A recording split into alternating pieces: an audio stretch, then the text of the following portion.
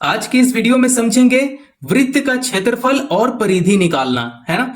तो क्षेत्रफल और परिधि कैसे निकालते हैं, आइए इस वीडियो में हम लोग यही समझेंगे। अगर आप इस वीडियो पे नए हो तो चैनल को जरूर सब्सक्राइब कर लो। आप इस वीडियो को पूरा देखो तभी समझ में आएगा। यहाँ पे देखिए प्रश्न में है, यदि किसी वृत्त की त्रिज्या 14 सेंटीमीटर है तो उसका क्षेत्रफल और परिधि ज्ञात कीजिए, है ना। तो परिधि कोई बुक में रहेगा और कोई बुक में आपको परिमाप भी देखने को मिलेगा, दोनों बराबर होता है। आप यहाँ पे देखिए पहले वृत्त का बात कर रहा है, तो किसी वृत्त, है ना। तो एक पहले वृत्त का हम लोग यहाँ पे डायग्राम बना लेंगे। अब इसे अच्छा से समझते हैं। देखिए ये क्या है, वृत्त है। यहाँ पे आप बिंदु यहाँ पे ले लिए, इससे एक लाइन खींचेंगे। ये लाइन को क्या बोलते हैं, ये लाइन को क्या बोलेंगे, त्रिज्या बोलेंगे। क्या बोलेंगे प्यारे बच्चों, त्रिज्या। तो त्रिज्या को इंग्लिश में क्या बोलते हैं, रेडियस बोलते हैं।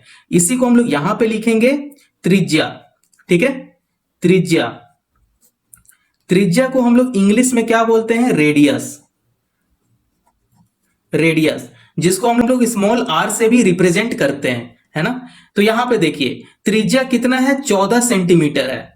तो यहां पे 14 सेंटीमीटर लिख लेंगे। 14 सेंटीमीटर क्या है, आर है, ठीक है। ये त्रिज्या हो गया, ठीक है। ये बात समझ में इतना आ गया। रेडियस का मतलब होता है सर्कल का आधा। आप इतना बात समझ लो, रेडियस का क्या होता है, सर्कल का आधा। ये जो आधा है इसको क्या बोलेंगे, त्रिज्या बोलेंगे, रेडियस बोलेंगे, ठीक है। ये दिया गया है 14 सेंटीमीटर। आगे आप आइए, तो यहां पे बात किया गया है तो उसका क्षेत्रफल और परिधि, क्षेत्रफल निकालना है और परिधि निकालना है। ये दोनों ज्ञात करना है, ठीक है। ये दोनों क्या है, ज्ञात करना है। तो देखिए पाई का वैल्यू यहां पे दिया गया है 22/7 है ना। तो देखिए आप जानते हैं कि वृत्त का क्षेत्रफल क्या होता है। अगर आपको पता है तो आप कमेंट में जरूर लिखकर बता दें। तो देखिए यहां पे लिखते हैं वृत्त, वृत्त का क्षेत्रफल, ठीक है। वृत्त का क्षेत्रफल, वृत्त का क्षेत्रफल क्या होता है, पाई आर स्क्वायर होता है, ठीक है। पाई आर, और ये जो स्क्वायर है इसको हिंदी में क्या बोलते हैं, वर्ग बोलते हैं, ठीक है।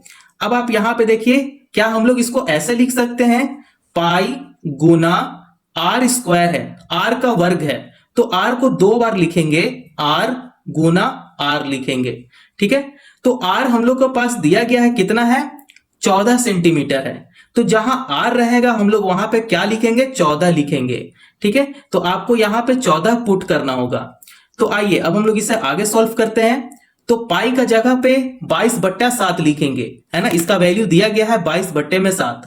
तो यहां लिखेंगे पाई का जगह पे 22/7, आर का जगह पे क्या लिखेंगे, 14 लिखेंगे, ठीक है। और ये भी आर है तो आर का जगह पे 14 लिखेंगे, ठीक है। अब जो यहां पे कैंसिल होगा उसे कैंसिल कर देंगे, ये हो जाएगा 7 2 14, ठीक है। तो आपके पास जो भी बचा है उसे हम लोग यहां पे लिख लेंगे।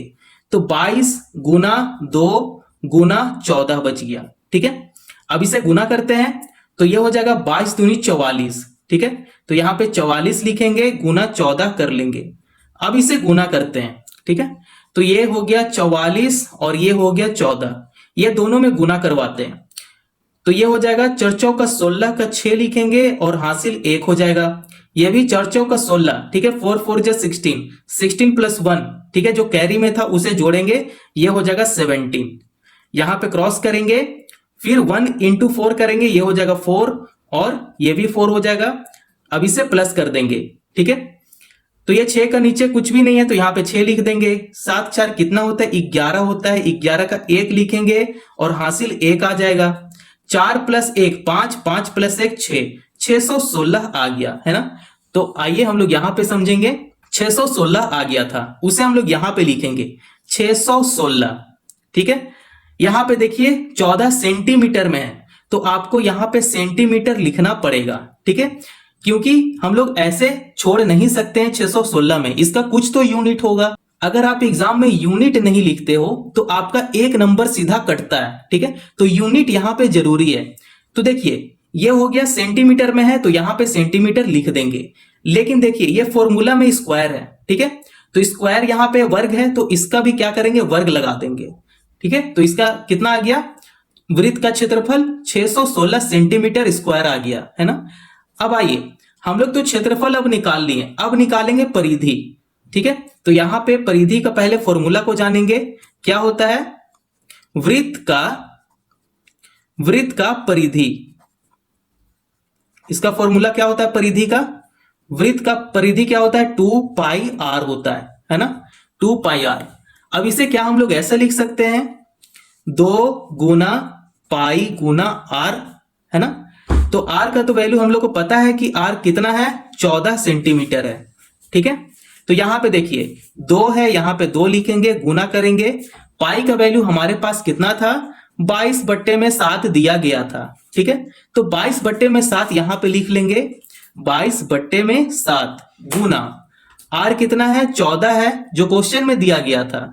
ठीक है, तो r है 14। अब इसे कैंसिल करेंगे, ये हो जाएगा 7 2 14। ठीक है, अब आपके पास क्या बचा, 2 गुना 22 गुना 2 बच गया, उसे यहां पे लिख लेंगे 2 गुना 22 गुना 2। अब इसे गुना करते हैं, तो 22 दूनी 44 हो गया और 44 दूनी 88 हो गया, है ना। ठीक है, मल्टीप्लाई आता है, तो यहां पे देखिए 22 दूनी 44, तो 2 गुना 44 करेंगे, कितना हो जाएगा, 88 हो जाएगा, है ना। तो यहां पे 88 लिखेंगे। ठीक है, अब आप यहां पे देखिए कि इसका फॉर्मूला में स्क्वायर नहीं है, तो हम लोग यहां पे क्या करेंगे, सिर्फ सेंटीमीटर लिखेंगे। ठीक है, अगर स्क्वायर होता तो हम लोग यहां पे वर्क कर देते हैं, स्क्वायर कर देते हैं। ठीक है, लेकिन यहां पे स्क्वायर नहीं है, तो आप स्क्वायर मत करना। ठीक है, तो ये 2 आंसर आ गया इसका।